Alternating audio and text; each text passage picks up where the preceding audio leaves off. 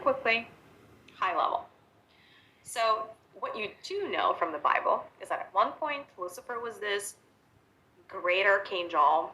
I believe he's like one of the first sons, so to say, of God or source consciousness, almost as, not almost, but even more mighty than Archangel Michael.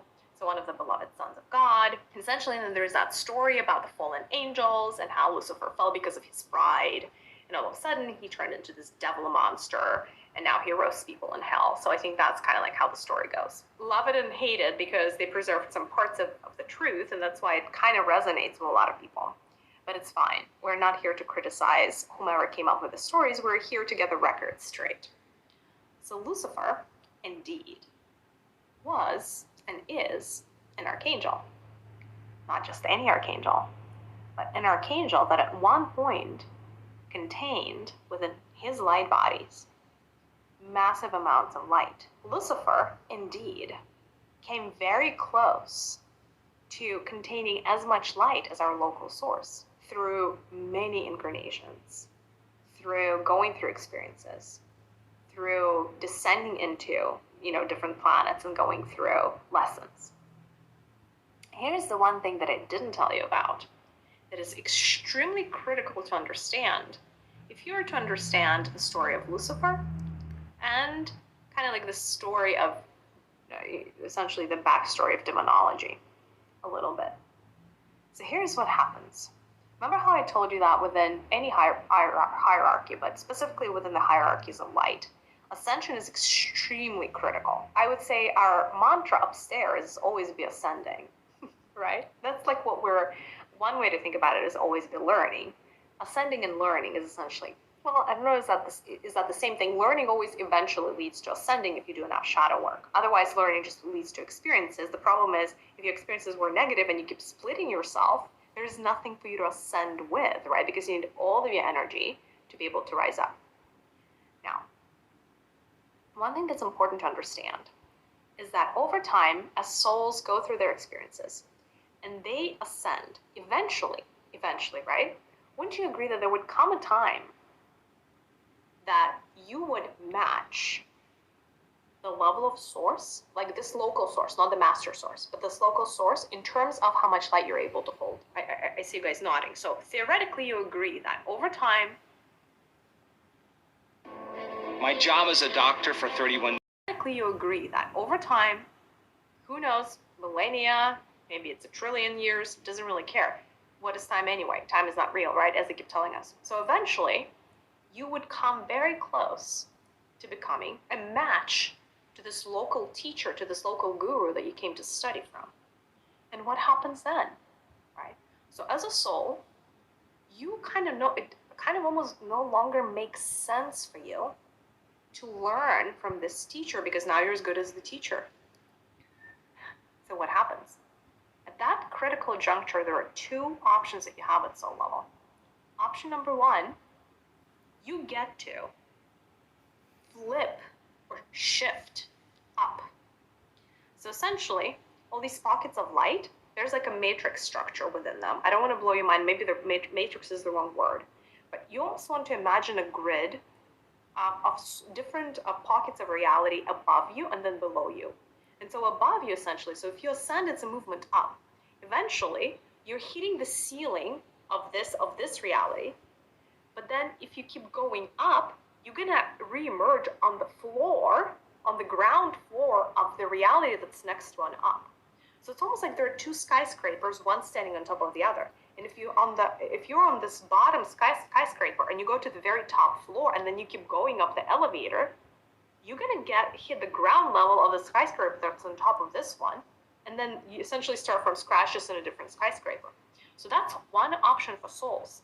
You can just keep ascending, right? Keep accumulating light. Eventually, you're going to just go up and join another hierarchy of light and study under another source consciousness that is just a little bit more evolved.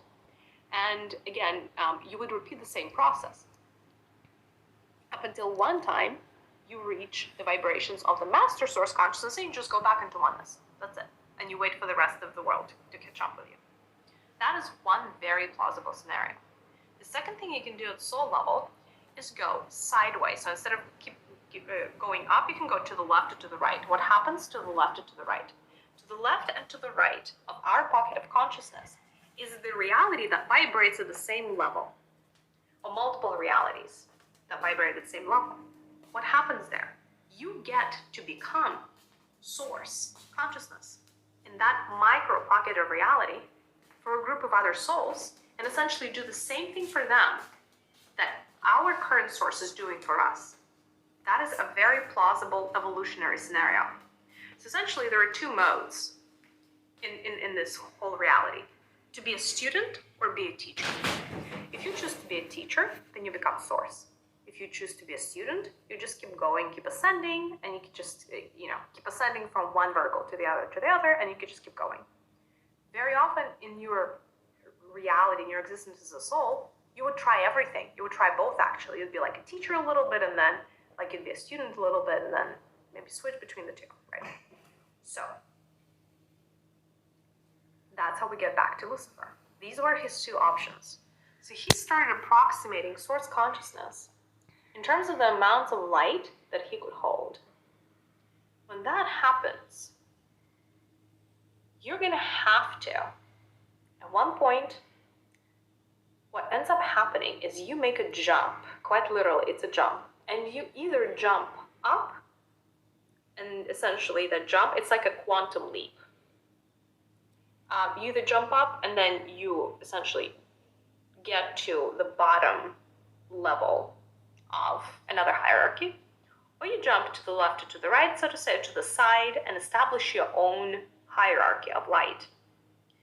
Usually what happens for souls that choose to establish their own hierarchy of light, they often take with them a certain number of souls from this vertical. It just happens so, because essentially when you're high enough, when you're good enough to become source, you become interesting as a teacher to all of the other souls in this vertical. And so some of them choose to pledge allegiance to you, and when you make the quantum leap to establish your own vertical of light, they're going to want to jump with you.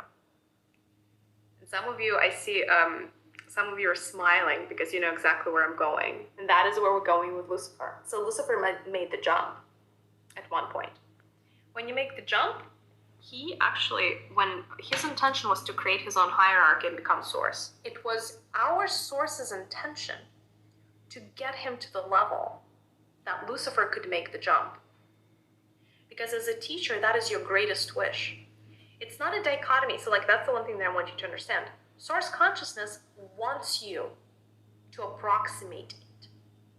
It isn't in Source's best interest that you match its vibrations so that you can go on to bigger and better things. And so Source was extremely supportive of Lucifer, and that's why it's very often said that Lucifer was one of his favorite children, because he was making such great progress. Now, there are two things that are possible. This is Elizabeth. When people